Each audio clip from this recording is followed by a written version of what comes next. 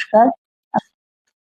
আজকে আপনাদের বলবো যে আমরা অনেক সময় অনেকেই দেখি অনেক সময় হিল করি, কিন্তু অনেকেই কমপ্লেন করেন যে রেকি করছি কিন্তু কিছু হচ্ছে না, যাকে ট্রিটমেন্ট করছি তার কিছু হচ্ছে না, বা যিনি রেকি শিখছেন তার এবং তার বাড়ির লোকের অসুস্থতা লেগে থাকছে, টাকা পয়সার প্রবলেম লেগে থাকছে। এগুলো কেন হয় অনেকেই জিজ্ঞেস করেন। তো আজকে বলবো সেইগুলো তার কারণ হচ্ছে যে কি করি আমরা যখন নিজেরা রেকি শিখে আমরা কতক্ষণে অন্য লোককে ট্রিটমেন্ট করবো সেটা ভাবতে থাকি। এবং আমরা গাছপালা পশু পাখি সবাইকে ট্রিটমেন্ট করে কি করে ভালো করবো, পেটদের সেটাই চিন্তা করতে থাকি। সেই জন্য আমাদের প্রথমেই দরকার আমাদের যে মানে ভেতরে নিজেদের মধ্যে যে নেগেটিভিটি আছে সেগুলোকে বের করা। কি করতে হয়, আগে আমাদের নিজেদের হিল করতে হবে ভালো করে, কারণ প্র্যাকটিসটা ভীষণ জরুরি। এবং আমরা যখন রেইকি প্র্যাকটিস করি তখন প্রেয়ার করে আমরা রেইকি এনার্জিকে বলি, রেইকি এনার্জি আমাদের ওপর ফ্লো হও তুমি। তখন সেই এনার্জি আমাদের মাথার উপর পড়ে এবং মাথার উপর দিয়ে সারা ঘাড় কাঁধ হয়ে আমাদের দু হাত বেয়ে সেই এনার্জি আমরা যাকে ট্রিটমেন্ট করছি তার শরীরে ছড়িয়ে পড়ে। এবং সেইখানে আমি যদি নিজেই ভালো করে প্র্যাকটিস করে না করতে পারি, তাহলে তো আমি পেশেন্টকে হিল করতে পারবো না। সেই জন্য নিজেকে আগে পজিটিভ হতে হবে, নিজেকে আগে প্র্যাকটিস করে ভালো করে নিজের পজিটিভিটিকে বাড়াতে হবে।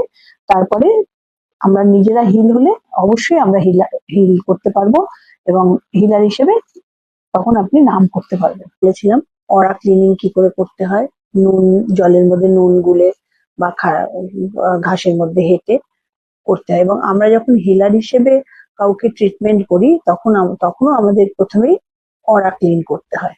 তা কি করে করি, আমরা জানি আমাদের বডির চারপাশে ইলেকট্রোম্যাগনেটিক ফিল্ড থাকে বা আভামণ্ডল যেটাকে বলা হয়।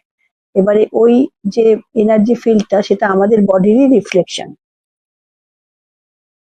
এবার আমরা যখন ক্লিনিং করি তখন তিনটে প্রকারে করি। যখন কোনো কারোর কোথাও ব্যথা হচ্ছে, অসহ্য যন্ত্রণা হচ্ছে, তখন আমরা কি করি, আমরা প্রথমে সেই জায়গাটাকে হাতে করে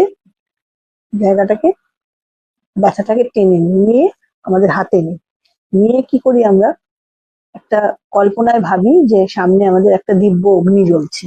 সেই ব্যথাটাকে নিয়ে আমরা দিব্য অগ্নিতে ফেলে দিই এবং আমরা তখন ভাবতে থাকি, এটা কিন্তু সত্যি নয়, এটা কল্পনায় করি আমরা। এবং আমরা ভাবতে থাকি যে দাউ দাউ করে জ্বলছে, এবং তাতে যখন আমি কারোর নেগেটিভিটিটা ফেলছি সেটা আরো জ্বলছে, এবং সেটা আস্তে আস্তে আস্তে আস্তে ধোয়া হয়ে আকাশে উঠে গিয়ে সেটা পজিটিভ হয়ে যাচ্ছে।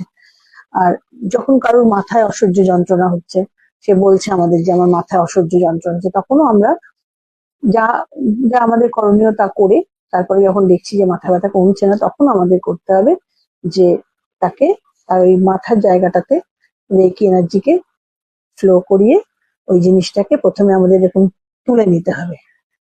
তুলে নিয়ে তারপর সেটা হাতে করে নিয়ে এবার দিব্য অগ্নির মধ্যে ফেলে দিতে হবে।